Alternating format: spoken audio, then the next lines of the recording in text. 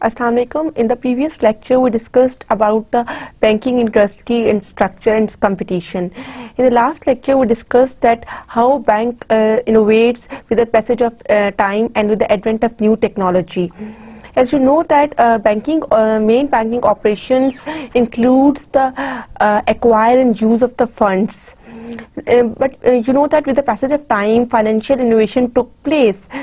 हमने जब बात की थी हमने देखा था कि हिस्टोरिकली जब बैंक्स बनना शुरू हुए उसमें शायद याद हो हमने एक ऐसी एग्जांपल कि यूएस में जो बैंकिंग सिस्टम स्टार्ट हुआ था वो और आपका सिस्टम उस पर काफी चेंजिंग्स आई with the advent of new technology. All of you are very much aware that with the passage of time new technology comes and that has a major impact on the banking system. In the previous years, you people are not very much aware from the word credit card, debit card, electronic payments. But with the advent of technology, the use of these financial products become more common. In the last lecture, we discussed that three main changes in the financial innovation took place. Response change in the demand. हमने demand में देखा था कि वो period during the period of 1980s जहाँ पे आपका interest rate fluctuate किया था, आपका इंटरेस्ट रेट बहुत ज्यादा इंक्रीज हुआ था. दैट टाइम जब आपका इंटरेस्ट रेट क्योंकि चेंज हुआ तो आपकी क्वांटिटी डिमांडेड को एनहेंस किया. उसमें हमने बात की थी एडजस्टेबल रेट मॉर्गेजेस की और फाइनेंशियल डेरिवेटिव्स की कि नाउ डेज क्योंकि आपका जब इंटरेस्ट रेट ज्यादा होता है तो अनसर्टेनिटी बहुत ज्यादा होती है. देखिए आपको हमने बात की थी कि इंटरेस्ट रेट क्या है. इंटरेस्ट रेट जब आपका चेंज होता है तो दोनों बोरोअर के लिए भी और लेंडर के लिए भी बहुत सारी चेंजिंग्स आ जाती हैं. बोरोअर और लेंडर के लिए कैसे कि देखिए अगर हम बोरोअर की बात करें तो उसकी कॉस्ट ऑफ बोरिंग बहुत ज्यादा इंक्रीज कर देती है और लेंडर के लिए माइट पॉसिबली कुछ अदर अपॉर्चुनिटीज हो. तो उसमें हमने एडजस्टेबल रेट मॉर्गेजेस को डिस्कस किया. ऐसा कि नाम से ही पता चल रहा है adjustable rate mortgage. Adjustable rate mortgage में क्या होता है कि इनिशियली जो आपका इंटरेस्ट रेट होता है वो कम होता है लेकिन later on the passage of time with the increase in the market rate of the interest rate तो आप चेंजिंग्स कर लेते हैं. इसलिए इसको कहा गया है एडजस्टेबल रेट मॉर्गेज. और हमने फाइनेंशियल डेरिवेटिव्स की बात की थी that are used to hedge the risk. Hedging risk बहुत ज्यादा इंपॉर्टेंट है. जब आपकी नई टेक्नोलॉजी आई तो साथ साथ कुछ क्योंकि आपको पता है टेक्नोलॉजी में भी कुछ प्रॉस एंड कॉन्स होते हैं उसमें रिस्क टेकिंग फैक्टर ज्यादा हो गया. देन हमने डिस्कस किया था supply chain. In supply, information technology plays a major role in change in supply. उसमें हमने देखा था कि credit cards, debit card, smart cards, virtual banking वगैरह कैसे आई. फिर हमने लेटर ऑन डिस्कस किया था कि मतलब आपकी ये सारी बैंकिंग जो है वो फिजिकल बैंक्स वगैरह को आप जो है लोग नहीं करते. इलेक्ट्रॉनिक पेमेंट्स का टाइम आ गया है. लोग एटीएम्स वगैरह ज्यादा यूज करना शुरू हो गए हैं. फिर हमने डिस्कस किया था कि किस तरह अमेरिका में आजकल आप देखें हर जगह एटीएम कार्ड्स का जो यूज है वो ज्यादा हो गया एज कम्पेयर्ड और आप हर जगह जाते हैं वहां पे लोग बैंक्स वगैरह नहीं जाते. तो बैंकिंग सिस्टम जो ट्रेडिशनल बैंकिंग है with the passage of time जो नई टेक्नोलॉजी आई उसने ट्रेडिशनल बैंकिंग में डिक्लाइन कर दी. ट्रेडिशनल बैंकिंग में वो नहीं रहा. लोगों को ज्यादा जो बेनिफिट्स नजर आए वो इलेक्ट्रॉनिक में नजर आए. फिर हमने बात की थी शेडो बैंकिंग सिस्टम में. शेडो बैंकिंग सिस्टम एक ऐसा प्रोसेस है जिसमें आप लेंडिंग वाया बैंक के बजाय lending via other securities market करते हैं. जब टाइम के साथ आपकी सिक्योरिटीज मार्केट बहुत ज्यादा डेवलप्ड हो गई स्पेशली डेवलप्ड कंट्रीज में वहां पे लोगों ने बैंक्स पर रिलाय करना छोड़ दिया. लेकिन जब आपके बैंक्स का जो बेसिक पर्पज है वो नहीं हुआ, बैंक को फंड्स वगैरह नहीं मिल रहे तो जो ट्रेडिशनल बैंकिंग है उसको बहुत से चैलेंजेस फेस करने पड़े. और उसमें उसके रिस्पॉन्स में बैंक ने क्या किया एक तो अपनी ऑफ बैलेंस शीट एक्टिविटीज बहुत ज्यादा इंक्रीज कर दी. दूसरा रिस्की एसेट्स में जैसे रियल एस्टेट वगैरह में इन्वेस्ट करना शुरू कर दिया. लेकिन फिर भी आपकी जो बैंकिंग इंडस्ट्री है उसमें कुछ डिक्लाइन आया. उसमें जो ट्रेंड था वो चेंज हो गया इस टेक्नोलॉजी की वजह से. ठीक है, ये तो हमारा प्रीवियस लेक्चर था. और हम आज का जो लेक्चर है वो है फाइनेंशियल रेगुलेशंस के बारे में. आज हम देखेंगे फाइनेंशियल रेगुलेशंस. आप सबको पता होगा कि रेगुलेशंस जो हैं financial institutions the heavily regulated industry. ठीक है, आपके उसमें बहुत सारी रेगुलेशंस हैं क्योंकि अगर आपको पता है किसी भी चीज में कुछ रेगुलेशंस नहीं होंगे उसके रूल्स वगैरह नहीं होंगे तो कोई भी बिजनेस या कोई भी ऑर्गेनाइजेशन सक्सेसफुली अपना काम नहीं कर सकती. They are not in the position to earn the profits. आज के जो हम लेक्चर में देखेंगे financial system is one of the most heavily regulated industries in our economy.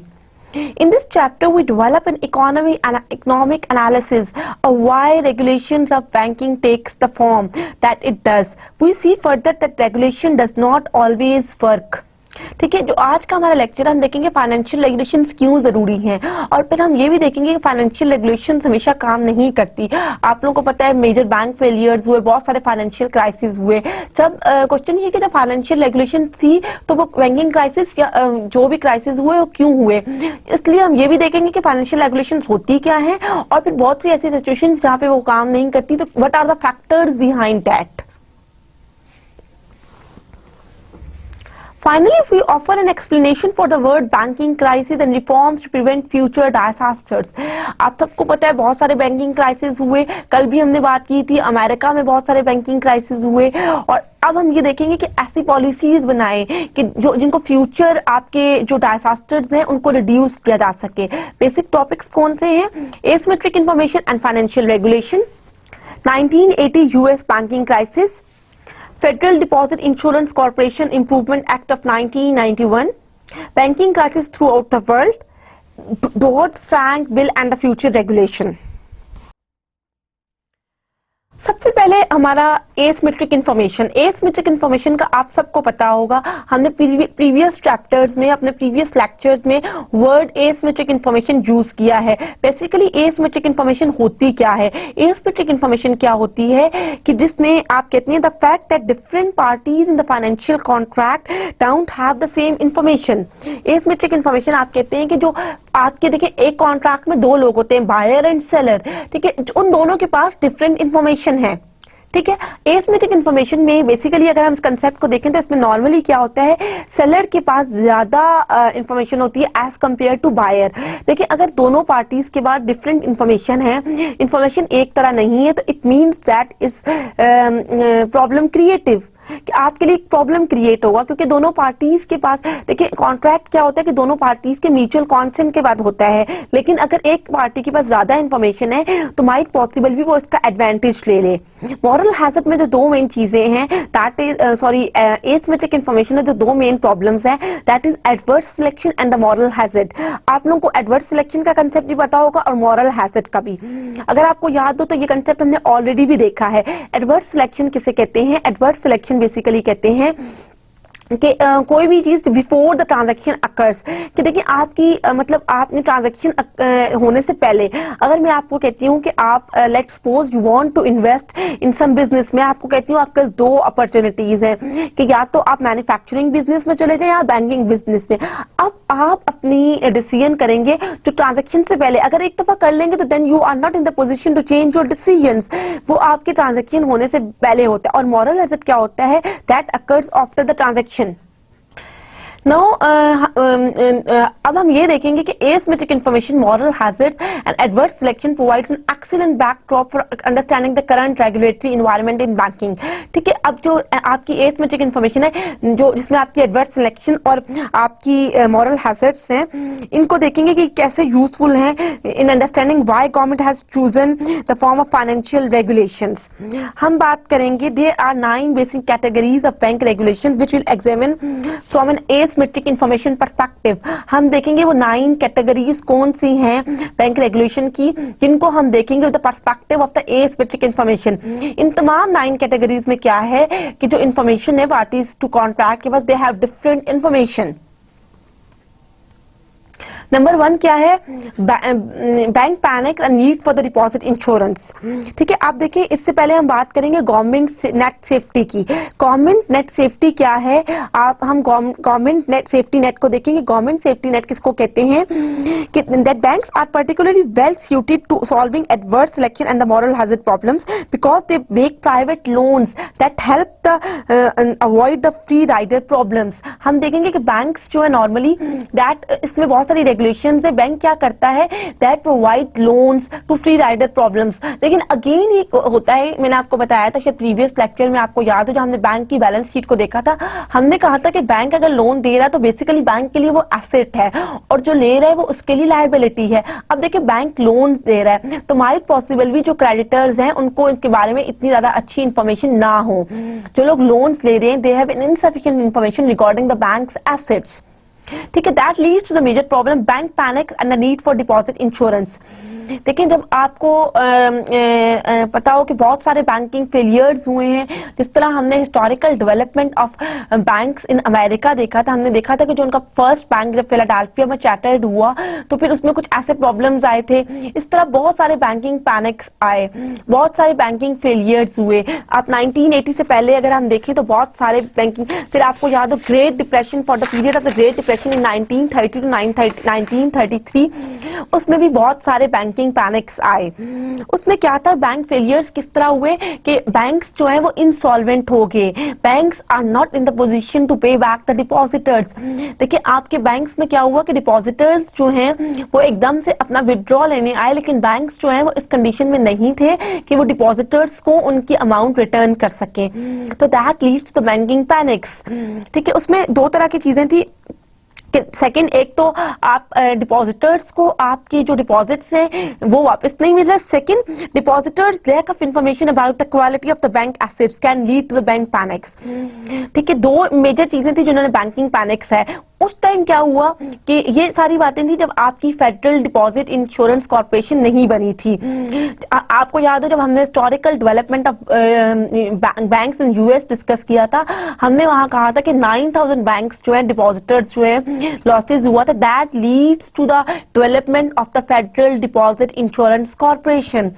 19 जब तक नहीं था, बैंकिंग फेलियर्स बहुत ज्यादा हुए, डिपॉजिटर्स को बहुत ज्यादा वेट करना पड़ता था। अगर बैंक इंसॉल्वेंट हो जाता था तो that bank is not in the position to pay back the depositors. ठीक है, उस कंडीशन में क्या हुआ कि this mean that good banks needed to separate themselves from bad banks which was difficult for banks to accomplish.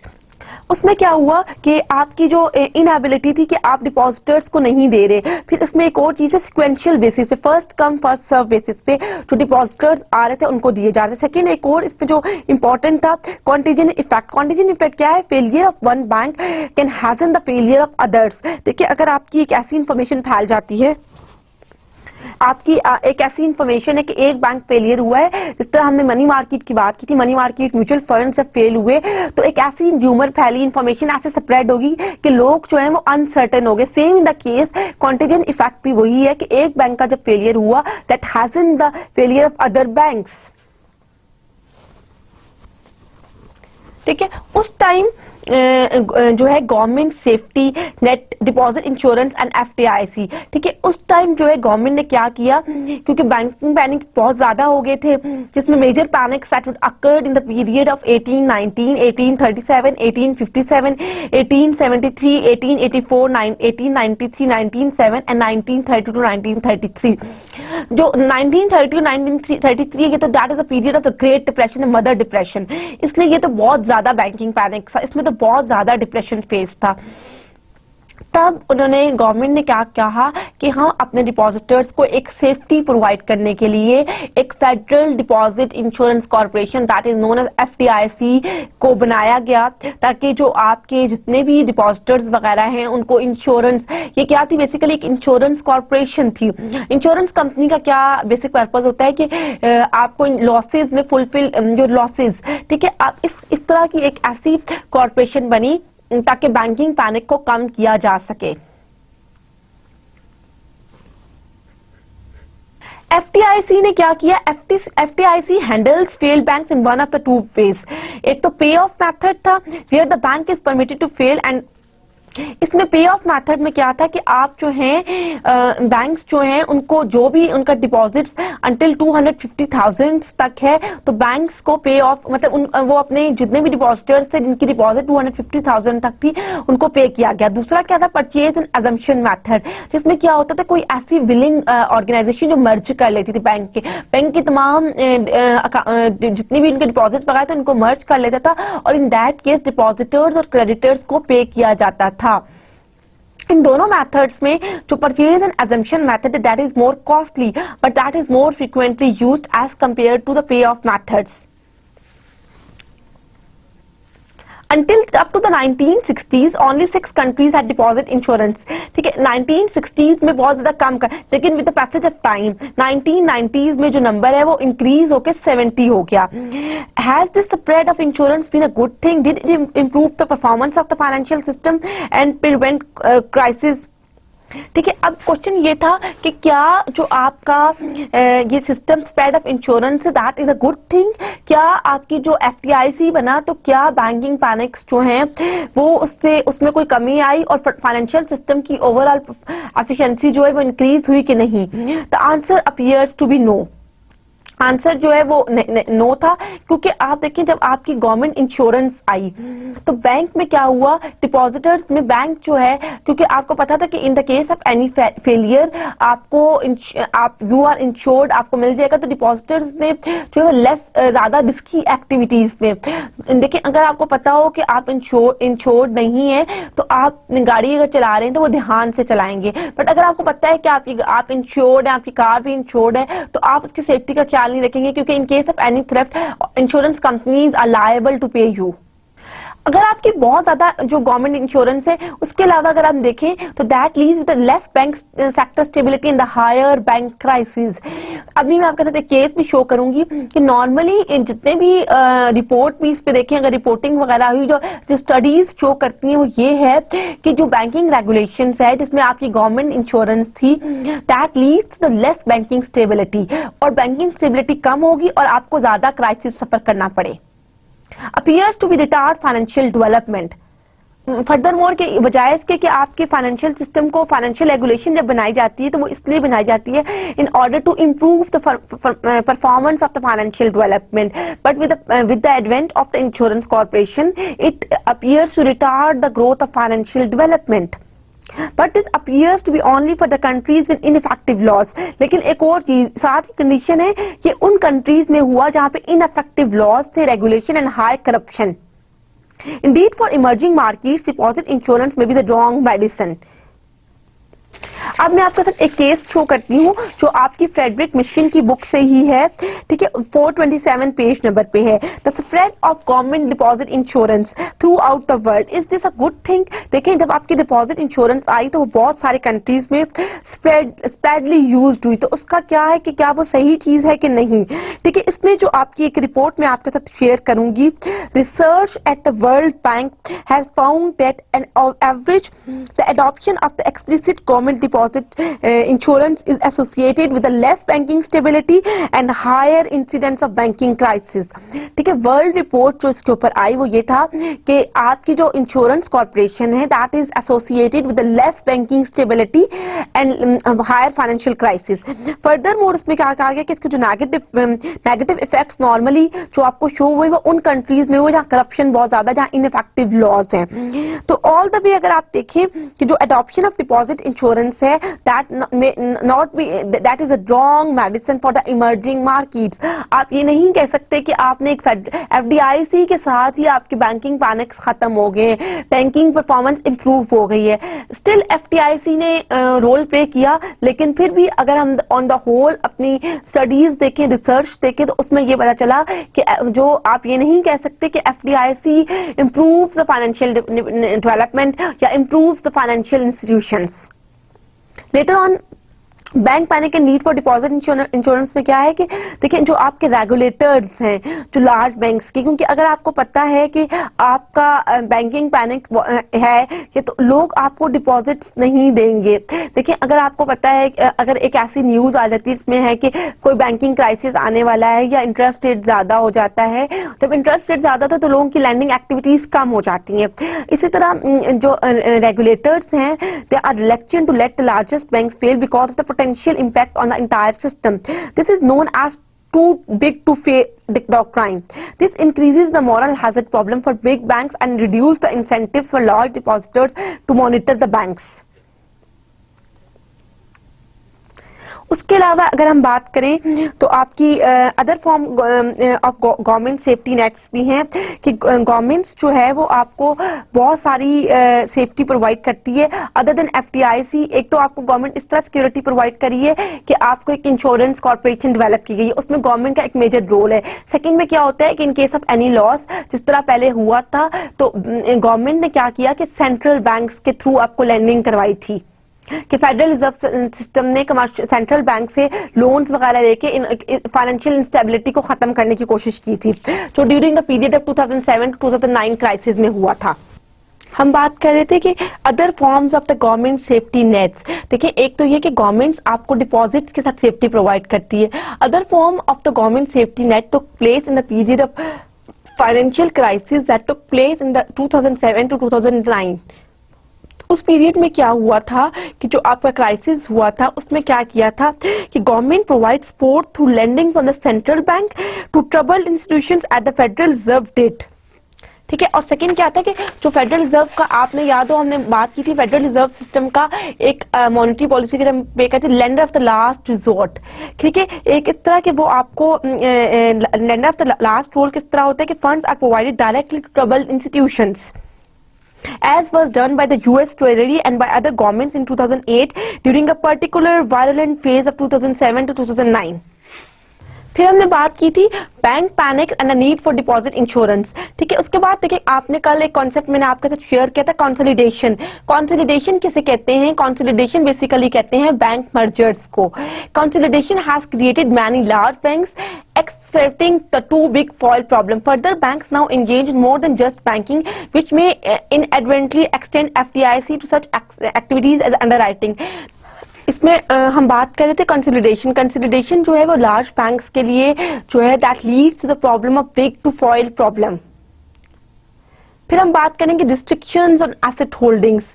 देखिए, आप लोगों को ऑलरेडी पता है कि बैंक्स में रिस्ट्रिक्शंस हैं। रिस्ट्रिक्शंस क्या हैं कि आपकी एसेट होल्डिंग्स पे regulations limit type of assets bank में होल्ड एज एसेट्स। कि देखिए, अगर बैंक्स कोई एसेट्स वगैरह, आपको पता है बैंक्स में किस तरह के एसेट्स होते हैं, तो उसके ऊपर लिमिट पुट की है। फॉर एग्जाम्पल, बैंक्स में not hold common equity. Bank जो है वो कॉमन इक्विटी को होल्ड नहीं कर सकता। दैट ये जो इसमें जितनी भी रेगुलेशंस वगैरह हुई थी, that also leads a problem that suffers in the period of 2007 to 2009. Bank capital requirement, आपको ऑलरेडी पता है कि बैंक की कुछ कैपिटल रिक्वायरमेंट्स होती हैं।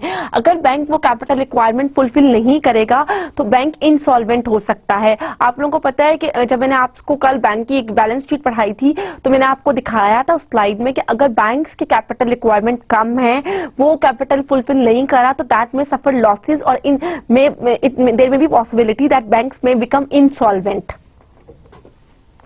इसमें क्या है कि अगर बैंक्स की सर्टेन लेवल ऑफ कैपिटल है, that depends on the type of assets that the bank holds, और वो जो आपकी कैपिटल रिक्वायरमेंट है दैट डिपेंड्स कि आपने किस तरह के एसेट्स होल्ड किए हुए हैं। Details of bank capital requirements, इसमें क्या है कि लिवरेज रेशियो। ठीक है, लिवरेज रेशियो क्या है? Must exceed 5% to avoid total assets. इसमें आपकी एसेट्स जो रेशियो है, कैपिटल ओवर एसेट रेशियो जो है, that must exceed 5% to avoid restrictions. और अगर आपकी जो capital must exceed 8% of the bank risk weighted assets, and अगर आपके बैंक में कुछ रिस्की एसेट्स हैं और ऑफ बैलेंस शीट एक्टिविटीज हैं, तो फिर इसकी रेशियो 8% से ज्यादा होनी चाहिए।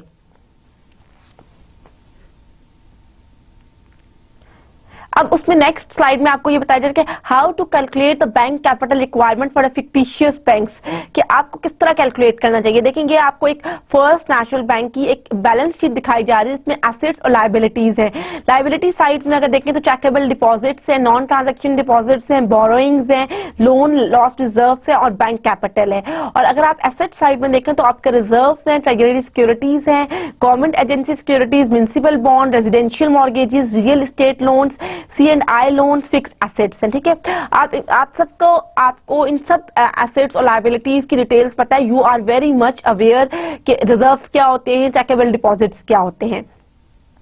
अब लीवरेज रेशियो आपने कैसे निकाली कि लीवरेज रेशियो का जैसे मैंने आपको फॉर्मूला बताया था, कैपिटल अवर एसेट्स, कैपिटल आपका कितना है $7 मिलियन और आपका एसेट्स कितना है, आपने अपने एसेट्स देखे $100 मिलियन, तो दैट इज मीन्स दैट कि बैंक की जो लीवरेज रेशियो है 7% है, जिससे पता चलता है कि बैंक इज वेल कैपिटलाइज्ड। ठीक है, इसमें आपकी कैपिटल रिक्वायरमेंट्स फर्दर इन 4 हिस्सों में डिवाइड भी होती हैं। अगर आप वो देखें वो किस तरह, एक तो वो होता है कि आपकी लेस रिस्की एक्टिविटीज, जिसमें आपको पता है कि आपको जो है लिक्विड एक्टिविटी, लिक्विड सिक्योरिटीज है आपको, एक होता है जिसमें आपको डिफॉल्ट कैसे म्यूनिसिपल बॉन्ड्स है, मॉर्गेज लोन्स है, रेजिडेंशियल मॉर्गेजेस है, इस तरह डिपेंड करता है कि वेटेड एवरेज कितना आपके पास होना चाहिए। अगर बैंक जो है वो कैपिटल रिक्वायरमेंट नहीं कर रहा तो इट मीन्स कि बैंक जो है वो अपनी जो बैंकिंग फंक्शन प्ले नहीं कर सकता। ये एक ऐसी रिस्ट्रिक्शन थी कि bank should has to maintain a minimum capital requirement. अब ये देखिए कैलकुलेटिंग रिस्क एडजस्टेड रिक्वायरमेंट्स। अब हम देख रहे हैं रिस्क एडजस्टेड रिक्वायरमेंट्स क्या है। हमने यहाँ से बात की थी, जो बैलेंस शीट मैंने आपके साथ शो की थी कि रिजर्व्स जो हैं अगर बात करें तो इसमें रिस्क नहीं है, ट्रेजरी सिक्योरिटीज में नहीं है, एजेंसी सिक्योरिटीज में 0.2% रिस्क है, म्यूनिसिपल बॉन्ड में 5% है। देखिए मैंने वही बात है, जब हम करंट एसेट्स से फिक्स एसेट्स की तरफ मूव करते जाते हैं तो आपका रिस्क इंक्रीज कर जाता है, क्योंकि करंट एसेट्स में आपको श्योरिटी होती है कि आपके पास ये लिक्विड एसेट्स है, you can easily convert these assets into cash. लेकिन फिक्स एसेट्स को जब आप कन्वर्ट करते हैं तो there is a chance that you may suffer a losses. फिर हम रेजिडेंशियल मॉर्गेजेस की तरफ देखें तो 0.50, रियल एस्टेट लोन्स में 1, कमर्शियल लोन्स में 1, fix assets 1, letter of credit 1, total risk adjusted assets जो बने हैं वो $91.4 मिलियन बने हैं। कैपिटल आपके जो कोर कैपिटल रिक्वायरमेंट्स है 4% इंटू रिस्क एडजस्टेड एसेट्स, तो आपकी जो रेशियो निकली that is 3.66, that is less than 7। हमारी जो पहले लीवरेज रेशियो थी वो 7 थी, that is less than core capital. Total capital requirement कितनी है 8% इंटू रिस्क एडजस्टेड एसेट्स, वो 7.31 आई और less than 9M of the total capital, तो 7M of core and 2 million of the loan loss reserves.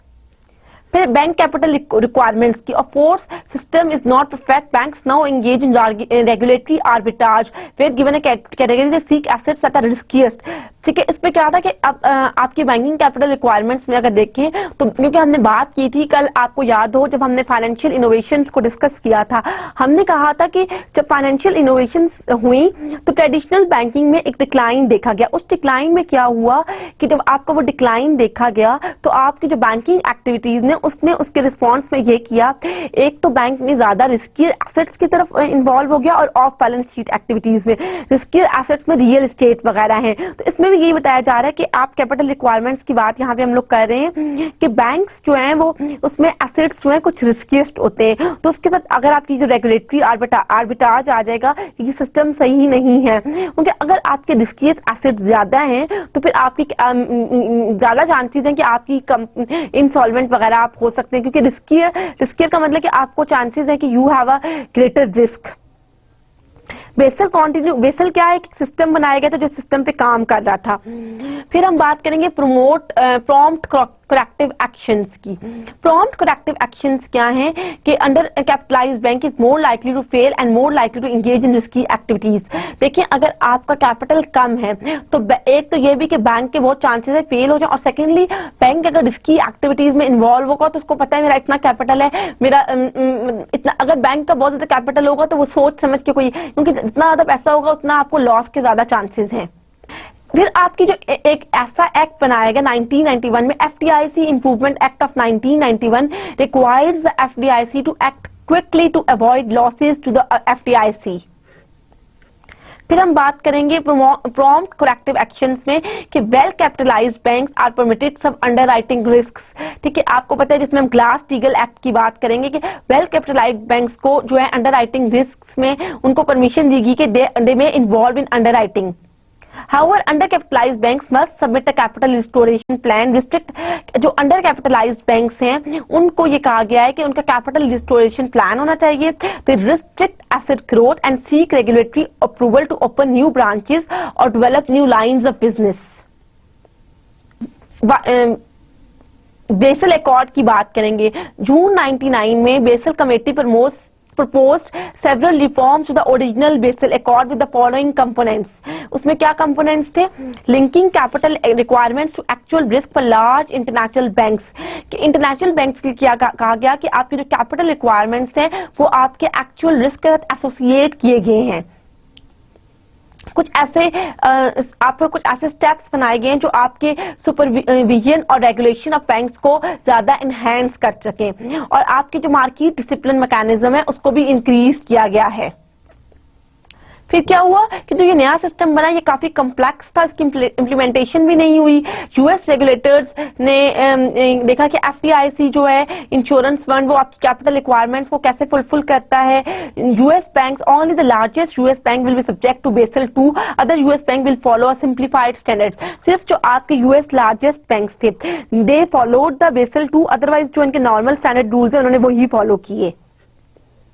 फिर क्या हुआ, फर्दर द फाइनेंशियल क्राइसिस 2007 से 2009 तक हुए, उसमें बहुत सारे प्रॉब्लम्स हुए. जो उसमें कुछ चंद problem did not require enough capital to weather the financial crisis, कि आपके कैपिटल रिक्वायरमेंट्स जो है वो फुलफिल नहीं कर रहा था. Relied on credit rating for weights which proved unreliable during the crisis, कि आपका जो क्रेडिट रेटिंग वेट्स आपने सेट किया था लेकिन वो आपका जब क्राइसिस का पीरियड आया तो वो आपकी जो थी वो अनरिलायबल हो गई. Procyclical credit standard restrict credit exactly when it is needed, कि प्रोसाइक्लिक क्रेडिट क्या हुआ, कुछ ऐसे स्टैंडर्ड्स बना दिए गए जिसमें जब क्रेडिट की जरूरत थी तो आपको नहीं मिलता था. Does not address liquidity problem, इसमें बेसल रिकॉर्ड में लिक्विडिटी प्रॉब्लम का भी बारे में कुछ नहीं कहा गया था. फिर उसके बाद क्या हुआ कि आपको लगा कि बेसल 3 जिसमें हमने कुछ ऐसी रेगुलेशंस कि इसको इम्प्रूव किया जा सके. फिर हम बात करेंगे फाइनेंशियल सुपरविजन की. ये तो हमने बात की थी कि एसिमेट्रिक इंफॉर्मेशन में कैसे 9 जो उसकी कॉमन सेफ्टी कैसे होती है, एफटीआईसी की बात की, एफटीआईसी एक्ट की बात की. अब हम देख रहे हैं financial supervision, chartering and examination. देखिए आपको क्योंकि बैंक्स में बैंकिंग रेगुलेशन, आपको पता है बैंक्स जो हैं उसमें बहुत सारी जो है बैंकिंग बिजनेस की हम बात करें तो हमें डिक्लाइन नजर आएगा. हमने कल यूएस की बात की थी. यूएस में अगर देखें तो बहुत सारे बैंकिंग लॉसेस हुए. पहले तो बैंकिंग जो सेक्टर था वो स्टेबल था लेकिन उसके बाद क्या हुआ, उसमें एक इंस्टेबिलिटी नजर आई. अब क्वेश्चन ये कि फाइनेंशियल सुपरविजन किस तरह बैंक्स को देखा जाए, उसकी परफॉर्मेंस को एग्जामिन किया जाए. एक तो reduces the adverse selection problem of risk takers और crooks owning banks to engage in highly speculative activities. कि आप देखें अपनी एडवर्स सिलेक्शन प्रॉब्लम्स को किस तरह कम कर सकते हैं कि you have to engage in highly speculative activities. Examination assigns a CAMEL rating to bank. CAMEL किस तरह, जैसे एक रेशियो एनालिसिस होता है इस तरह एक कैमल रेटिंग जो है वो बैंक को असाइन की जाए. That is used to justify cease and desist orders for risky activities. Periodic reports, call reports and frequent, sometimes unannounced examinations allow regulators to address risky, questionable practices in a prompt fashion. If examiners are not happy, bank can be declared a problem bank and subject to more frequent examinations. लेकिन like same in the case किस तरह कि जिस तरह audit होता है, audit का basic काम क्या होता है. बीइंग अ फाइनेंस स्टूडेंट आप लोगों को पता होगा कि ऑडिट डिपार्टमेंट कौन कौन से फंक्शंस रोल. ऑडिट में आपको पता है कि ऑडिट देखता है कि detection of errors and frauds. अगर ऑडिट्स ना हो तो क्या जितनी भी ऑर्गेनाइजेशंस हैं वो काम सही करें, अपनी मर्जी से करें. आपको पता है कि फाइनेंस का हर बिल ऑडिट होता है. ऑडिट में क्या होता है कि ऑडिट में ये देखा जाता है कि फाइनेंशियल रेगुलेशंस क्या थी, फाइनेंशियल अप्रूवल्स क्या थे. सेम इसी तरह अगर बैंक में एक ऐसा एग्जामिनेशन सिस्टम हो जिसमें वो मंथली बेसिस पे या वीकली क्वार्टरली बेसिस पे रिपोर्ट्स वगैरह हो, फिर उनको एग्जामिन किया जाए कि कौन कौन से वीकनेसेस हैं और कौन कौन से फैक्टर्स हैं जिसमें कुछ जरूरत है और इसको और कैसे स्ट्रेंथन किया जा सकता है, तो इसमें ओवरऑल बैंक की जो एफिशिएंसी और परफॉर्मेंस है वो इंक्रीज हो जाएगी. Assessment of risk management. देखिए आपको पता है कि जब नया ट्रेंड आया, जब बहुत सारी टेक्नोलॉजी बहुत एनहेंस हुई तो साथ साथ रिस्की फैक्टर्स भी इन्वॉल्व हो गए. तो अब आजकल जितनी भी आप देखिए अगर हम बात करें तो जो बहुत 2 मेन एरियाज जिसमें बहुत ज्यादा हम बात करते हैं बिहेवियरल फाइनेंस और रिस्क मैनेजमेंट की, क्योंकि ये इमर्जिंग फील्ड्स हैं. आजकल इन्वेस्टर्स जो हैं वो चाहते हैं कि हम बिहेवियरल फाइनेंस की बात करें तो वो क्या चाहते हैं, इन्वेस्टर्स कहते हैं they want to earn the abnormal returns with a minimum risk. वो कहते हैं हमारा रिस्क भी कम हो और रिटर्न भी ज्यादा हो। तो उसमें क्या है, 4 elements of risk management and control. 4 main things हैं कि उनको डिवाइड किया है। Number 1, quality of the board and senior management oversight, adequacy of policies limiting risk activity, quality of the risk measurement and monitoring, adequacy of the internal controls to prevent fraud। ये क्या है, ये 4 main factors हैं जिसमें आप risk management होता है कि पहले आप अपनी quality board and senior management की कि वो किस तरह काम को सुपरवाइज करते हैं। फिर आपने कुछ ऐसी कि आप अपनी रिस्की एक्टिविटीज में कम से कम करें, ऐसे लिमिट रखें कि आप रिस्की एक्टिविटीज में ज्यादा इन्वॉल्व ना हो। फिर आपकी रिस्क मेजरमेंट्स एंड मॉनिटरिंग, जिस तरह आप क्वालिटी इंश्योरेंस वगैरह, इसी तरह रिस्क मेजरमेंट की आपको जिस तरह इसी तरह कुछ ऐसी मतलब आपको एक डिपार्टमेंट जो आपके रिस्क मेजरमेंट देखे।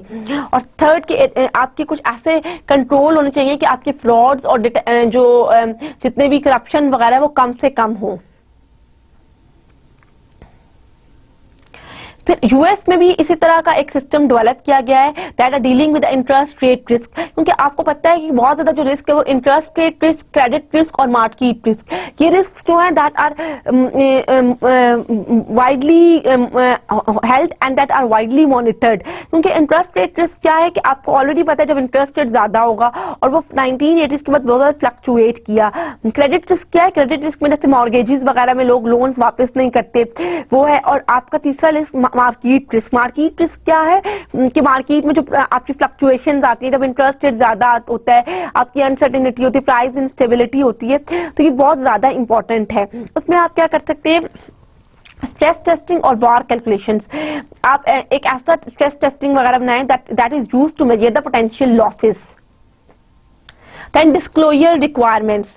डिस्क्लोजर रिक्वायरमेंट्स क्या है कि आपकी ऐसी रिक्वायरमेंट्स जो reduces the problem of moral hazard and adverse selection, कि आपकी आप डिस्क्लोजर रिक्वायरमेंट क्या किसे कहते हैं कि आपकी इंफॉर्मेशन, बेटर इंफॉर्मेशन आपको प्रोवाइड की जाए, जिसमें Sarbanes Oxley increase requirements for accurate accounting statements. आपको याद हो, हमने सारबेन्स ऑक्सले एक ऐसा एक्ट है जो आपकी अकाउंटिंग स्टैंडर्ड्स और अकाउंटिंग प्रिंसिपल से रिलेट करता है, तो वो बनाया गया। इसी तरह अगर हम पाकिस्तान में बात करें तो कंपनीज वगैरह में भी डिस्क्लोजर रिक्वायरमेंट्स होती है। कंपनीज बिजनेस के लिए कंपनीज एक्ट 1984 बनाया गया, पार्टनरशिप एक्ट 1932 बनाया गया। इसी तरह अगर हम यूएस की बात करें तो वहां सारबेन्स ऑक्सले एक्ट बनाया गया है जो आपकी internal accurate accounting statements provide करता है and put limits on conflicts of interest. Mark to market accounting में help if asset value can be determined. Then consumer protection. Consumer protection आपकी क्या है, स्टैंडर्डाइज्ड इंटरेस्ट रेट, कि आपका interest rate जो है स्टैंडर्डाइज्ड हो। Prevent discrimination. The period of 2007 to 2009 revealed further need for the consumer protection from themselves as consumer took out loans where they clearly did not understand the terms। इसमें क्या है कि consumer को proper information दी जाए कि उनको loans, उनके जो लोन्स ले रहे हैं इसकी टर्म्स एंड कंडीशंस क्या है, उनको पता ही नहीं होता उन्होंने कौन सा लोन लिया हुआ है, उनको क्लियरली उनकी टर्म्स वगैरह नहीं बताए। तो कंज्यूमर को प्रोटेक्ट किया जाए, उनको भी ऐसा मतलब उनके लिए बनाया जाए सिस्टम कि उनको इन्फॉर्मेशन, वही बात है एसिमेट्रिक इन्फॉर्मेशन आ जाती है कि उनको प्रॉपर इंफॉर्मेशन दी जाए। क्योंकि अब बैंक उनको लोन दे रहा है, बैंक सेलर है, उनको तो पता है लेकिन उनके पास सही इंफॉर्मेशन नहीं है। रिस्ट्रिक्शंस ऑन कंपटीशन, आपको ऑलरेडी पता है, हमने प्रीवियस लेक्चर में भी अभी भी डिस्कस किया है। प्रीवियस ही लेक्चर था वो जिसमें हमने ये डिस्कस किया था कि आपके कंपटीशन पे रिस्ट्रिक्शन, क्योंकि कंपटीशन क्या, जब कंपटीशन बहुत ज्यादा इंक्रीज होता है तो आपका बहुत ज्यादा इंक्रीज कंपटीशन की वजह से आपकी जो है वो अब बैंक्स वगैरह अगर देखिए बहुत ज्यादा बैंक्स बन गए हैं, बैंक्स बहुत ज्यादा हो गए, कंपटीशन ज्यादा हो गया है। तो आप ब्रांचिंग रिस्ट्रिक्शंस की गई थी अमेरिका में, जैसे की गई थी कि which reduce competition between banks, के बैंक के कंपटीशन को कम किया जा सके, क्योंकि हर रोजाना एक नया बैंक आ रहा है, नए मिशन नए विजन के साथ। जब बैंकिंग बहुत ज्यादा कंपटीशन आ जाएगा तो वो भी एक फाइनेंशियल रेगुलेशन उसके लिए बनाई तो जाएगी, लेकिन वो भी अल्टीमेटली हार्मफुल है। Separate of banking and securities industries, जैसे आपने कहा था ग्लास स्टीगल एक्ट में कि बैंक को जो है वो अंडरराइटिंग प्रोसेस से मना किया जाए। In other words preventing non banks from competing with the banks. इसमें क्या है कि नॉन बैंक्स ऑर्गेनाइजेशंस पे कुछ लिमिट्स रखी जाएं कि that they may not involve in the banking activities. और that can lead to the higher fees and less innovation, कि आपकी फी भी ज्यादा होगी और इनोवेशन भी कम हो, क्योंकि फाइनेंशियल इनोवेशन इटसेल्फ जो है फाइनेंशियल रेगुलेशन में, जिसमें हमने लूप होल माइनिंग्स की बात की थी कि आप जो है उसमें चले जाते हैं, दोबारा से आपको जो है रेगुलेशन लगाई भी होती है, लेकिन फिर भी आप लूप होल माइनिंग्स के थ्रू, इनोवेशन के थ्रू जो है लोग अर्न कर रहे होते हैं। अब हम बात करेंगे यूएस में बहुत सारे लॉज बनाए गए दैट रेगुलेट द बैंकिंग। अब मैं आपके साथ एक टेबल शेयर कर रही हूँ कि with the passage of time कौन कौन से लॉज आए और उसमें क्या क्या डिसाइड हुआ। सबसे पहले जो लॉ था वो federal reserve act 1913 that created the federal reserve system. आपको पता है कि उसमें कुछ रिजर्व रिक्वायरमेंट्स बनाई गई, उसमें बनाया गया कि बैंक्स कैसे काम करेंगे, ये सारा कुछ उस एक्ट में बताया गया। Then McFadden act of 1927 that effectively prohibited banks from branching across sidelines, कि आपको बैंक्स को मना किया जाए कि जो ब्रांचिंग बहुत ज्यादा ओपन हो रही हैं। Second, put national and state banks in equal footing regarding branches, और उसमें ये था कि एक तो बैंक्स को मना किया जाए कि जो ब्रांचेस वगैरह, और दूसरा सेंट्रल और स्टेट बैंक्स को इक्वल फुटिंग में रखा जा रहा है। बैंकिंग एक्ट ऑफ 1933, ग्लास-स्टीगल एंड 1935, इसमें क्या था, इसमें एक तो created the federal deposit insurance corporation, आपकी एक इंश्योरेंस कॉर्पोरेशन डेवलप हुई थी that separated commercial banking with securities industry. Commercial banking और सिक्योरिटीज इंडस्ट्री को सेपरेट किया गया था। Prohibited interest on checkable deposits, इसमें क्या था कि चेकेबल डिपॉजिट्स पे इंटरेस्ट, क्योंकि आपको मैंने आप ऑलरेडी बताया था कि प्रीवियसली चेकेबल डिपॉजिट्स पे आपको इंटरेस्ट नहीं मिलता। And restricted such deposits to commercial banks, put interest rate ceilings on other deposits. Then Securities Act of 1933 and Securities Exchange Act of 1934, उसमें क्या था कि required that investors receive financial information on securities offered for the public sale, कि investors को उसके बारे में particular information जो हो वो उन्हें पता हो। Prohibited misrepresentations and fraud in the sale of securities, कि आपकी जो fraud वगैरह होता है while buying and selling of securities उसको कम किया जा सके। Created the Security and Exchange Commission, और Security Exchange Commission बनाया गया। सिक्योरिटी एक्सचेंज कमीशन आपकी स्टॉक मार्केट को कंट्रोल करता है। स्टॉक मार्केट में बेसिकली क्या होता है, buying and selling of securities होता है। Then investment company act of 1940 and investment advisers act of 1940, इसमें क्या है, रेगुलेटेड इन्वेस्टमेंट कंपनीज, इसमें आपकी जो इन्वेस्टमेंट कंपनीज इनको रेगुलेट करने के लिए लॉज डेवलप किए, जिसमें म्यूचुअल फंड्स वगैरह आ जाते हैं, और regulated investment advisers. Then Bank Holding Companies Act and Douglas Amendment that is took place in 1956, इसमें क्या था, clarify the status of bank holding companies, bank holding companies के status को clarify किया कि उनके functions वगैरह क्या हैं। gave the Federal Reserve System regulatory responsibilities for bank holding companies, इसमें क्या किया कि पहले तो बैंक होल्डिंग कंपनीज के स्टेटस को रेगुलेट किया गया, और फिर फेडरल रिजर्व सिस्टम को ये कहा गया कि they have to regulate the bank holding companies. Then Depository Institution Deregulation and Monetary Control Act of 1980, जिसमें क्या था, gave thrift institutions wider latitude in activities। thrift institutions आप लोगों को पता है, इसमें हमने सेविंग एंड लोन एसोसिएशंस की बात की थी, आपके क्रेडिट यूनियंस वगैरह की बात की थी। उसके बाद approve now and sweep accounts nationwide, के बहुत सारे स्वीप अकाउंट्स बनाए गए, निगोशिएबल अकाउंट्स बनाए गए। phased out interstate ceilings on deposits, imposed uniform reserve requirements on depository institutions, eliminated usury ceilings on loans, increased deposit insurance to $100,000 per account. Then Depository Institutions on Act of 1982, ठीक, इसमें क्या था, gave the FDIC emergency powers to merge banks and thrift across state lines। Federal deposit insurance corporation को ये power दी गई थी कि वो थ्रिफ्ट यूनियंस और बैंक्स को मर्ज करें। हमने ऑलरेडी ये चीज डिस्कस की थी कि सेफ्टी में कैसे होता है, कि जिसमें हम परचेज असम्पशन की बात कर रहे थे कि आप बैंक्स को मर्ज कर लेते हैं। Allow deposit institution to offer money market deposit accounts. Then granted thrifts wider latitude in commercial and consumer lending. Competitive equality in banking act of 1987, इसमें क्या था, that provided 10.8 billion to FDIC, made provisions for regulatory in depressed areas. Then other is financial institutions reform recovery and enforcement act of 1989, इसका main functions क्या थे, that provided fund to resolve saving in loan association failures, eliminated the Federal Home Loan Bank Board, created the Office of Thrift Supervision to regulate thrifts, created the Resolution Trust Corporation to resolve insolvent thrifts, raised deposit insurance premiums, reimposed restrictions on saving and loan activities. ये सारे वो acts हैं जो United states में बनाए गए आपके banking legislation के related. Federal deposit insurance corporation improvement act of 1991 that recapitalized the Federal Deposit Insurance Corporation, limited broker deposits and too big to fail policy, set provisions for prompt corrective actions, instructed the FDIC to establish the risk-based premiums, increased examination capital requirement and the reporting requirements, included the Foreign Bank Supervision Enhancement Act, which strengthened the Federal Reserve System authority to supervise foreign banks. Then regional interstate banking and the Branching Efficiency Act of 1994 that overturned prohibition of interstate banking, allowed branching across state lines. Graham-Leach-Pillay Financial Services Modernization Act of 1999. इसमें क्या था? That repealed Glass-Steagall Act and removed the separation of banking and securities industries.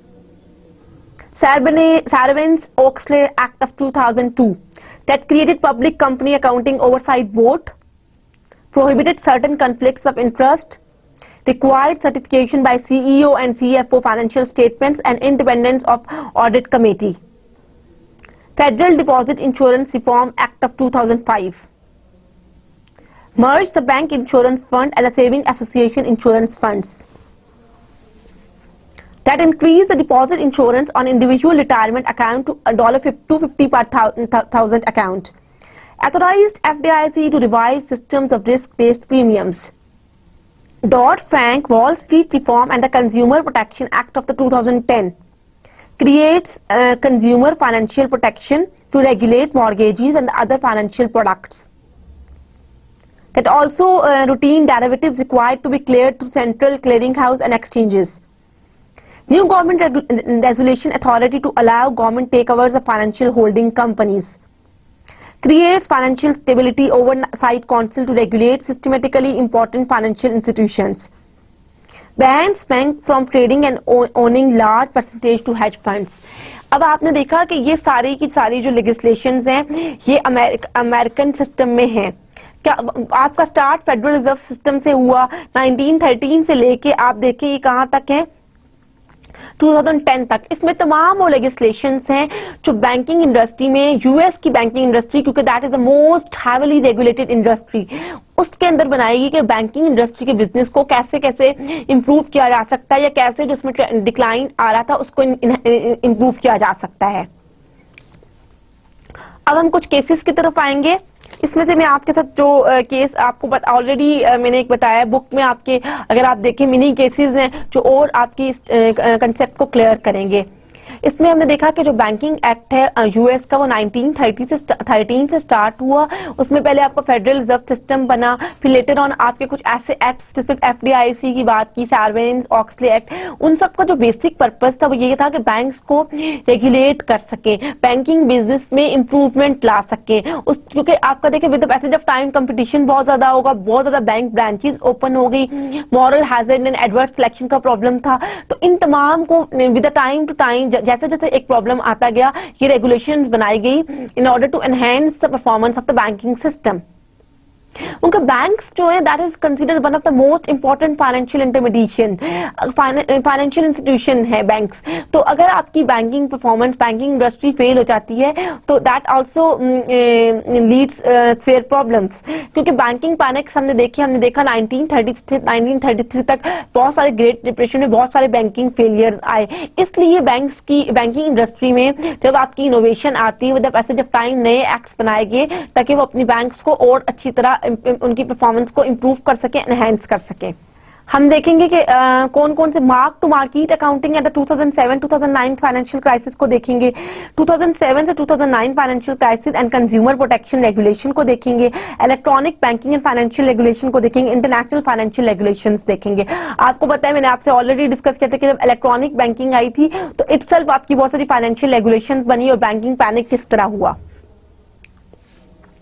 हम बात करें mark to market accounting की, ठीक है। आपकी जो थ्योरी में अगर आप देखें, market prices provide the best basics for estimating the true value of asset and hence capital in the firm, कि आप किसी भी चीज की मार्केट प्राइस की बताती है कि उसकी ट्रू वैल्यू क्या है, जिसे फंडामेंटल वैल्यू कहते हैं। Mark to market accounting is subject to a major flaw, the price of asset during a time of financial distress does not reflect its fundamental value. देखिए, अगर आपको कोई फाइनेंशियल डिप्रेस आ जाता है तो उसमें जो आपकी वैल्यू है एसेट की, वो उसकी करंट वैल्यू नहीं बताएगी। जैसे आपने कोई सिक्योरिटी वगैरह परचेज की है और इन केस ऑफ फाइनेंशियल डिप्रेशन उसकी वैल्यू कम हो जाएगी, तो that does not reflect the actual fundamental value.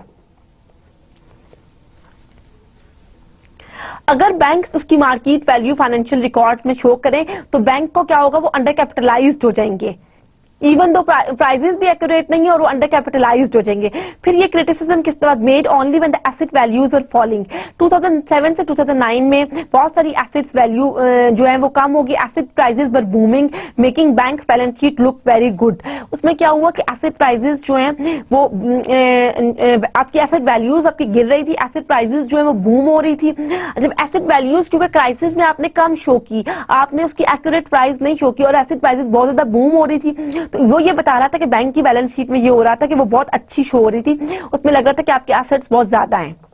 During the housing boom, mortgage originators had little incentive to ensure that subprime borrowers had an ability to pay back their loans. A particular famous mortgage was dubbed the ninja loan because it was issued to borrower with no income, no job and no asset. आपको already पता है, जब हमने mortgage की बात की थी, हमने कहा था वहां पे सब प्राइम बोरोवर्स होते हैं, उनके पास कोई भी चीज नहीं होती। उसमें से एक अगर हम देखें जो बहुत एक ऐसा मॉर्गेज है जो बहुत इनफेमस है, जो ज्यादा नहीं दिया जाता, निंजा लोन जिसे कहते हैं, ना उसमें आपके कोई इनकम होती है, ना कोई जॉब होती है, ना कोई एसेट होता है। तो देखिए, अब सवाल ये पैदा होता है, बोरोवर कैसे पैसे वापस करता है।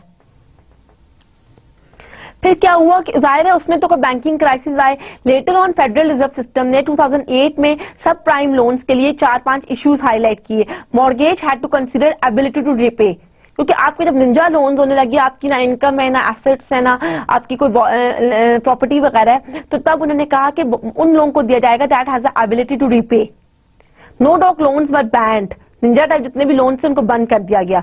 Ban on prepayment penalties, ठीक है। आपको पता है ये मॉर्गेज मार्केट में कितने ज्यादा वो लॉसेस हुए, तो इसलिए इस तरह के तमाम इश्यूज को फेडरल रिजर्व सिस्टम ने 2008 में इनके ऊपर बैन लगा दिया। इलेक्ट्रॉनिक बैंकिंग जब आई तो आपको पता है कि इलेक्ट्रॉनिक बैंकिंग ने भी बहुत ज्यादा प्रॉब्लम्स क्रिएट किए, क्योंकि आप इलेक्ट्रॉनिक में जो सबसे ज्यादा प्रॉब्लम ये था कि आपको सिक्योर नहीं थे, एक तो सिक्योरिटी नहीं थी, डिपॉजिटर्स भी जो है वो अनसिक्योर थे कि उन्होंने अपने डिपॉजिट्स वगैरह कहाँ किए। सेकेंडली क्या था कि आपके डिपॉजिटर्स सिक्योरिटी प्रॉब्लम तो साथ में प्राइवेसी प्रॉब्लम भी था। इसी तरह का एक इंसिडेंट हुआ रशिया में 1995 में, जो हाईलाइट कर रहा था कि where a computer programmer moved millions in assets from Citibank accounts to personal accounts. अब उसमें क्या हुआ कि बहुत बड़ा मेजर एक बैंक में लॉस है कि जहां पे कंप्यूटर प्रोग्राम ने बहुत सारे मिलियंस एसेट्स को सिटी बैंक अकाउंट से अपने पर्सनल अकाउंट में ट्रांसफर कर लिया, यानी प्राइवेसी नहीं थी। Electronic banking creates the need to assess the technical skills of banks to handle transaction security and safety. Electronic signatures also had to be addressed by Congress. ठीक है, electronic system अगर आपने करना है तो उसमें कुछ चीजें हैं जिसको आप टेक्निकल स्किल्स ऑफ बैंक्स को देखेंगे, उसमें उसकी आपकी सिक्योरिटी और सेफ्टी है, आप इलेक्ट्रॉनिक सिग्नेचर्स वगैरह बनाएं। Privacy is also a major problem. There are laws protecting consumers from the sharing of information, but this regulation is likely to evolve over time. International banking regulation की बात करते हैं। International banking regulation क्या है? जो bank regulation, आपको पता है बैंकिंग स्ट्रक्चर तो ऑलमोस्ट सेम है, उसके फंक्शन भी सेम है। जो आपका अब्रॉड है वही यूनाइटेड स्टेट्स में है, ठीक है। इंटरनेशनल उसमें नॉर्मली वो तमाम चीजें जिस तरह हमने बात की थी कि फेडरल रिजर्व सिस्टम है, इस तरह बेसल है, जो चीजें यूनाइटेड स्टेट्स में हैं उसी तरह वही बैंकिंग रेगुलेशन जो यहाँ पे हैं। लेकिन बेसल की हमने बात की थी, नॉर्मली बेसल था। बेसल में क्या था कि Basel is trying to attempt coordination regulation of banking operating in multiple countries. उसमें क्या था कि बेसल एक ऐसी अटेम्प्ट कर रहा था जैसे मल्टीपल कंट्रीज में जो बैंकिंग रेगुलेशंस उनको सेम किया जाए, उनको कोऑर्डिनेट किया जा सके। Saving and loan banking crisis, आपको पता 1980 से पहले, एफडीआईसी तो बाद में बना है, तो उस टाइम बहुत सारे फेलियर्स हुए थे। उस टाइम जो है आपका यूएस बैंक भी बहुत ज्यादा फेल हुए थे। ये एक चार्ट है जो आपको बता रहा है कि 1980 में देखें बैंकिंग फेलियर्स कितने ज्यादा इंक्रीज हुए हैं। एक ये वो दौर था जब आपकी इंटरेस्ट रेट भी बहुत ज्यादा हुआ था, इन्फ्लेशन रेट बहुत ज्यादा हुआ था, बहुत सारी ब्रांचेस ओपन हो रही थी, that leads to major failures in the US. उसमें क्या हुआ था कि उसमें 3-4 चीजें हुई थी कि एक तो डिक्रीजिंग प्रॉफिटेबिलिटी थी, banks take risk to keep profits up, कि बैंक रिस्किंग एक्टिविटीज में इन्वॉल्व था। फाइनेंशियल इनोवेशन बहुत ज्यादा हुई, that creates opportunities for risk taking. उसमें क्या है कि फाइनेंशियल इनोवेशन जब होगी, जैसे आप उसमें ये था कि that creates opportunities for risk taking activities. Innovation of broker deposits enable 100,000 insurance limit. Failures ज्यादा थे, रिस्की लोन्स भी बहुत ज्यादा थे। आपके क्या हुए कि आपने एक तो आपने बहुत ज्यादा लोन्स वगैरह दी थी जिसमें रिस्की स्टेट्स, हमने कहा जब इनोवेशन हुई तो बैंक ने रिस्पॉन्स में रिस्की एसेट्स की तरफ जाना शुरू कर दिया। आपके फेलियर्स भी बहुत ज्यादा हुए और रिस्की लोन्स भी बहुत ज्यादा हुए। फिर क्या है उसके बाद लेटर ऑन के फाइनेंशियल रेगुलेशन की बात करें तो एक और federal deposit insurance corporation improvement act of 1991, ये एक ऐसा एक्ट है जो डेवलप किया गया था 1980s में। इसमें क्या था कि आपको थ्रिफ्ट इंस्टीट्यूशंस वगैरह को कि उसके लिए होता है। थ्रिफ्ट इंस्टीट्यूशंस बेसिकली क्या होते हैं, जो लिविंग, जिसमें क्रेडिट यूनियंस वगैरह आती हैं, जिसमें आप लोगों की सेविंग्स देके उन्हें दूसरे लोगों को देते हैं। इसमें बेसिकली थ्रिफ्ट इंस्टीट्यूशंस को प्रोटेक्ट करने के लिए बनाया गया था। ठीक है, उसमें ये था कि थ्रिफ्ट इंस्टीट्यूशंस ताकि, क्योंकि वो सेविंग एंड लोन एसोसिएशंस वगैरह हैं, उसमें लोग आप लोन्स वगैरह देते हैं तो उसमें ज्यादा रिस्क भी है। तो ये एक ऐसा एक्ट बनाया गया था कि इन case of any default of fraud, इस एक्ट के अकॉर्डिंगली जो प्रॉब्लम्स है वो रिजॉल्व किए जा सकते हैं। उसमें क्या था कि आपके एक तो प्रॉम्प्ट करेक्टिव एक्शंस हुए थे, रिस्क बेस्ड प्रीमियम्स था, एनुअल एग्जामिनेशन, स्ट्रिक्टर रिपोर्टिंग थी, enhances federal powers to regulate the international banking. फिर हमने बात की banking crisis throughout the world, क्योंकि आपको पता है कि बहुत सारे बैंकिंग क्राइसिस हुए। अब मैं ये स्लाइड आपको बता रही है कि ये कितने, आप देखें all over the world banking crisis हुए। उसमें आप इंडोनेशिया में देखें 1997 से 2001 में हुए, Argentina, Thailand, Turkey, south Korea, Israel, Mexico, China, Malaysia, Philippines, Brazil, ये तमाम वो कंट्रीज हैं जहां बहुत सारे बैंकिंग क्राइसिस हुए। बैंकिंग क्राइसिस बेसिकली क्यों, बैंकिंग क्राइसिस वही हो जाए कि इनोवेशन जब बहुत ज्यादा हुई, इनोवेशन हुई बैंक्स का फाइनेंशियल इनोवेशन जब बहुत ज्यादा होगी तो वो उसमें ही आप बैंक्स रिस्की एक्टिविटीज में जाना लग गया, डिपॉजिटर्स में कोई एफडीआईसी वगैरह नहीं थी। Banking crisis are just history repeating itself. Financial liberalization leads to the moral hazards. Financial liberalization क्या है, leads to the moral hazards. Bad loans हैं, deposit insurance not big enough to cover the losses. In July 2010, Dodd-Frank bill was passed. It is the most comprehensive financial reform legislation since the Great Depression. It addresses 5 different categories of regulation. इसमें क्या था, 5 different categories थी। पहले क्या थी, consumer protection. इसमें क्या था कि consumer financial protection created to examine and enforce regulation for all businesses engaged in issuing residential mortgage products as well as for issuers of other financial products marketed to poor people. Then resolution authority, US government granted authority for the financial firms who pose a risk to the overall financial system because their failure would cause widespread damage. Number 3 कहते हैं systematic risk. आपको ये पता हो risk 2 तरह के होते हैं, एक सिस्टमैटिक रिस्क होता है, एक अनसिस्टमैटिक रिस्क होता है। सिस्टमैटिक रिस्क जो है आपको अवॉइडेबल होता है। Financial stability created which would monitor markets for asset price bubbles and build up of systematic risk, develop liquidity requirements and assist in the orderly liquidation of the troubled financial firms.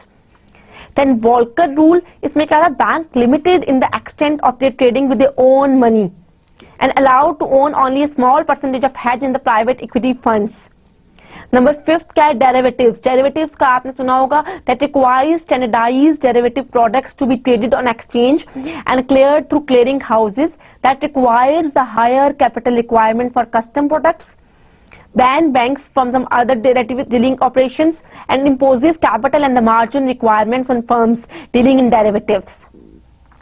Dodd-Frank bill does not address all areas of concern and problem in the current regulatory environment. Some areas for the future concentration, उसमें कौन कौन, क्योंकि Dodd-Frank ने बहुत सारा cover तो किया कि डेरिवेटिव्स की बात की, कंज्यूमर प्रोटेक्शन की बात की, सिस्टमैटिक रिस्क की बात की, लेकिन स्टिल कुछ ऐसे प्रॉब्लम्स थे जो उसने कवर नहीं किए. उसमें कैपिटल रिक्वायरमेंट कि आप देखिए इसमें कैपिटल रिक्वायरमेंट आपको ऑलरेडी पता है कि बैंक के रेगुलेशन है कि उसने इतना कैपिटल मेंटेन करना है. Regulation and supervision of financial institutions to ensure that they have enough capital to cope up with the amount of risk they are likely to be strengthened. कि देखिए जितना वो रिस्क ले रहे हैं उसको इतना कैपिटल तो, अगर वो रिस्की एसेट्स में इन्वॉल्व हो रहे हैं तो उनके पास इतना कैपिटल तो हो कि इन case of any insolvency problem वो अपने आप को प्रोटेक्ट कर सके. Compensation pays in the financial services industry need to consider the long-term effects of the compensation scheme. For example, requirement that bonuses be paid out for a number of years after they have been earned and only if the firm has remained in good health are being examined. GSEs में जिसमें फैनी में और Frederick में का case था वो भी discuss नहीं किया, जो मॉर्गेज लोन्स वगैरह थे. क्रेडिट रेटिंग एजेंसीज कि आपकी क्रेडिट रेटिंग एजेंसीज जिसमें आपके कॉन्फ्लिक्ट्स ऑफ इंटरेस्ट वगैरह आते हैं वो भी नहीं आपने इसमें एड्रेस किया. इसमें कि आपको डॉड फ्रैंक बिल और इसके अलावा भी कुछ ऐसा कोई एक नया एक्ट बनना चाहिए. ऑल्दो ये कम्प्रिहेंसिव था लेकिन फिर भी इसने तमाम फैक्टर्स को नहीं देखा. इसमें बहुत सारी चीजें ऐसी थी जो अनकवर्ड रह गई. ठीक है, ये तो था आज का हमारा लेक्चर जो फाइनेंशियल रेगुलेशन से रिगार्डिंग था. आज के लेक्चर में हमने बहुत सारी चीजें देखी. तो पहले तो हमने बात यहाँ से स्टार्ट की कि फाइनेंशियल रेगुलेशंस वगैरह, बैंक्स जो है वो हैविली रेगुलेटेड इंडस्ट्री हैं. फिर हमने देखा कि एसिमेट्रिक इंफॉर्मेशन क्या होती है, moral hazard and adverse selection कैसे आपके लिए प्रॉब्लम क्रिएट करता है. उसमें हमने देखा कि डिफरेंट 9 फैक्टर्स देखे कि कैपिटल रिक्वायरमेंट्स देखी, डिस्क्लोजर रिक्वायरमेंट्स देखी. हमने ये देखा कि आपकी किस तरह कंपनीज को कैपिटल रिक्वायरमेंट्स होती, बैंकिंग पैनिक्स वगैरह के लिए एफडीआईसी किस तरह ही, एफडीआईसी किस तरह सेव करती है अपने डिपॉजिटर्स को, क्रेडिटर्स को. फिर हमने बात की कि बिग टू, इसमें बहुत सारी चीजें हमने डेवलप की. बेसिकली जो हम पढ़ रहे थे वो ये था कि बैंकिंग पैनिक्स, बैंकिंग रेगुलेशंस क्यों थे कि बहुत सारे बैंकिंग पैनिक्स आए. आप लोगों को ऑलरेडी पता है जब ग्रेट डिप्रेशन पीरियड आया जो 1930 से 1933 था, या जो एक ग्रेट डिप्रेशन पीरियड था आपका बैंकिंग पैनिक्स का 2007 से 2009, तो बहुत सारे banking all over the world भी हुए. अगर हम यूएस में देखें तो बहुत सारे बैंकिंग, उसमें जो ज्यादा है उसकी रीजंस वगैरह हम देखें तो एक तो इलेक्ट्रॉनिक पेमेंट्स वगैरह जो इनोवेशंस हुई थी उसमें भी आपके बहुत सारे बैंकिंग पैनिक्स वगैरह हुए. बहुत सारी इनोवेशन होगी, लोगों ने बैंक्स वगैरह के बजाय शेडो बैंकिंग स्टार्ट कर दी, लोगों ने बैंक्स पे रिलाय करना छोड़ दिया. लोगों ने देखे लोग चेकेबल डिपॉजिट्स पे बैंक इतना ज्यादा इंटरेस्ट नहीं पे करता. उसके अलावा हमने देखा कि अमेरिका में कौन कौन से लॉज बनाए गए. हमने डिफरेंट लॉज देखा कि with the passage of time different laws and legislations बने जो आपकी बैंकिंग इंडस्ट्री को रेगुलेट करते हैं. अगर हम यूएस की बात करें तो वो स्टार्ट हुआ फेडरल रिजर्व सिस्टम एक्ट 1913 से. फिर हमने उस पर डिफरेंट देखे कि फिर किस तरह टाइम के साथ साथ किस तरह नई नई चीजें, एफडीआईसी बना. फिर आपका फिर हमने देखा कि आपके जो मॉर्गेजेस वगैरह हैं उस पे, फिर हमने ये देखा कि इसमें डिफरेंट चीजें हमने ये देखी कि आपकी गवर्नमेंट, ऑल्दो आपको गवर्नमेंट जो है प्रोटेक्ट करती है, फेडरल रिजर्व सिस्टम भी प्रोटेक्ट करता है क्राइसिस में, lender of the last resort. अगर बैंक्स के पास कोई बैंकिंग पैनिक वगैरह आ जाए तो वहां पे फेडरल रिजर्व सिस्टम जो है bank lender of the last resort का फंक्शन प्ले करता है. लेकिन स्टिल आपकी बैंकिंग रेगुलेशंस की जो है बहुत ज्यादा इंपॉर्टेंस है, क्योंकि बैंकिंग इंडस्ट्री जो है आजकल अगर हम कंपटीशन की बात करें with the passage of time नई टेक्नोलॉजी आ गई है, बैंक्स में बहुत ज्यादा चेंजिंग्स आ गई बैंकिंग इंडस्ट्री में. तो अगर बैंक्स जो हैं उनको प्रॉपर्ली रेगुलेट नहीं किया जाएगा, in the absence of legislations banks are not able to earn higher profits. देखिए बैंक्स अपना फंक्शन नहीं परफॉर्म कर सकेंगे.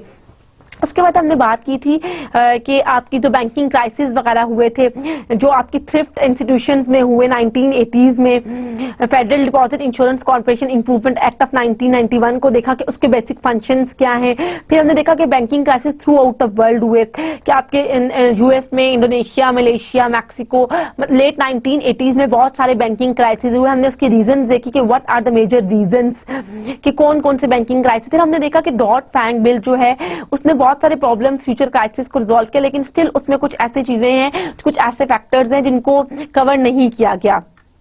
उसके बाद हमने बात की थी कि हम बात कर रहे थे कि जो आपके बैंक जितनी भी इलेक्ट्रॉनिक बैंकिंग सिस्टम्स हैं उसमें कुछ रेगुलेशंस, क्योंकि देखिए आप जब भी नई कोई टेक्निक्स वगैरह आती हैं तो ठीक है वो बैंकिंग इंडस्ट्री को उसने इवॉल्व कर लिया, इनोवेट कर दिया, लेकिन साथ साथ वहां देखिए प्रॉब्लम्स तो प्राइवेसी प्रॉब्लम्स हैं, सिक्योरिटी प्रॉब्लम्स हैं, तो ये भी एक रीजन है कि बैंकिंग इंडस्ट्री जो है बहुत ज्यादा लॉसेस में गई। उसके बाद अगर हम बात करें, हमने डिफरेंट एक्ट्स को देखा, हमने देखा कि सैरबेन्स ऑक्सले एक्ट क्या है, हमने उसको थोड़ा सा देखा कि उसमें किस तरह आप अपनी आपको किस तरह वो कर सकते हैं। फिर हमने कंपटीशन देखा कि हमने ये भी देखा कि यूएस में बहुत ज्यादा रिस्ट्रिक्ट कर दिया कि नई ब्रांचेस ना बनाए, क्योंकि बहुत ज्यादा बैंकिंग ब्रांचेस बन गई, तो बैंक्स के पास हर बैंक वही फंक्शन प्ले कर रहा था, तो ऑटोमेटिकली आपका जो है कुछ ऐसे लॉसेज हुए।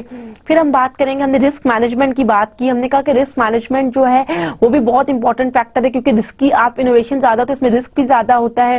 बेसल अकॉर्ड की बात की कि बेसल अकॉर्ड एक ऐसा वो बनाया गया जिसमें आपने देखा है कि कंट्रीज उसमें ये ऐसा डेवलप किया गया कि आप किस तरह से जो है इन केस ऑफ बैंकिंग पैनिक्स किस तरह से आप लोगों ने एक्ट करना है।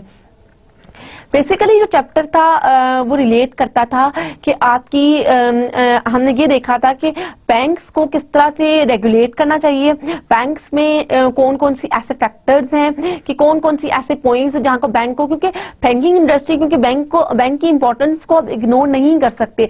बैंक हम ऑलरेडी आपने शुरू में देखा, हमने कहा था कि बैंक्स जो है one of the largest financial institutions हैं, तो बैंकिंग जो सेक्टर है वो फाइनेंशियल इंस्टीट्यूशंस क्योंकि लार्जेस्ट है, तो हम देखें अगर हम बैंक्स की परफॉर्मेंस को और सही तरह से उसको रेगुलेट नहीं करेंगे, उनके जो फैक्टर्स जहां पे हमें वीक पॉइंट्स हैं उनको इंप्रूव नहीं करेंगे, तो बैंकिंग इंडस्ट्री जो है वो अपना इकोनॉमी में मेजर रोल नहीं प्ले कर सकती है। ठीक है, उसके अलावा हम जो है हमने एक और मैं आपके साथ यहाँ पे चीज शेयर करूंगी कि जो बेसिक प्रॉब्लम है वो अगर सबसे जो प्रॉब्लम मतलब रेगुलेशन का जो आता है वो एसिमेट्रिक इन्फॉर्मेशन ही है। अगर आपकी इन्फॉर्मेशन, क्योंकि आपको याद हो हमने शायद मार्केट्स के बारे में भी पढ़ा था कि अगर आपकी मार्केट्स इंफॉर्मेशनली एफिशिएंट है, इसी तरह सेम कंडीशन में कि अगर देखिए अब क्या होता है कि जो बैंक आपको लोन प्रोवाइड करते हैं, सेलर को उन लोन्स की टर्म्स एंड कंडीशंस के बारे में नहीं पता होता, तो एसिमेट्रिक प्रॉब्लम जो है basically that is the reason कि जो बैंकिंग पैनिक्स वगैरह होते हैं कि एसिमेट्रिक इन्फॉर्मेशन में आपके बहुत सारे प्रॉब्लम्स आ जाते हैं, जिसमें adverse selection and moral hazard का प्रॉब्लम आता है। अब एडवर्स सिलेक्शन और मॉरल हैजर्ड का जो प्रॉब्लम है बेसिकली वो that leads to the banking panics in 1980 and other areas, और वो उसमें ये कि पूरी अगर आप ऑल ओवर द वर्ल्ड देखें तो जहां भी एसिमेट्रिक इन्फॉर्मेशन का प्रॉब्लम होगा वहां पे आपको लगेगा वहां पे दो मेन प्रॉब्लम्स होंगे, adverse selection and moral hazard. उसके बाद इन द लास्ट ब्रीफली इसको चैप्टर को समराइज करें तो ये है कि financial system is one of the most highly regulated industries in our economy. We should see that we should emphasize on the regulations. अगर हमारी किसी भी इकोनॉमी को स्ट्रांगली डेवलप होने के लिए जरूरी है कि उसके बैंक्स मेजर रोल प्ले करें, तो उसकी रेगुलेशंस में भी टाइम टू टाइम आप देख ही चुके हैं कि अमेरिकन जो आपकी नेशन है उसमें किस तरह डिफरेंट टाइम के साथ नए नए एक्ट्स आए जो आपके बैंकिंग परफॉर्मेंस एंड इफेक्टिवनेस को इम्प्रूव कर सकते हैं। This is all about today's lecture. इंशाल्लाह नेक्स्ट जो लेक्चर्स हमारे रह गए हैं उसमें हम अपनी mutual funds, insurance companies, bank holding companies, जो कंसेप्ट रह गए उनको हम इंशाल्लाह डिटेल में देखेंगे। अगर आपका कोई भी क्वेश्चन हो तो you are most welcome. This is all about today's lecture. Till that, अल्लाह हाफिज।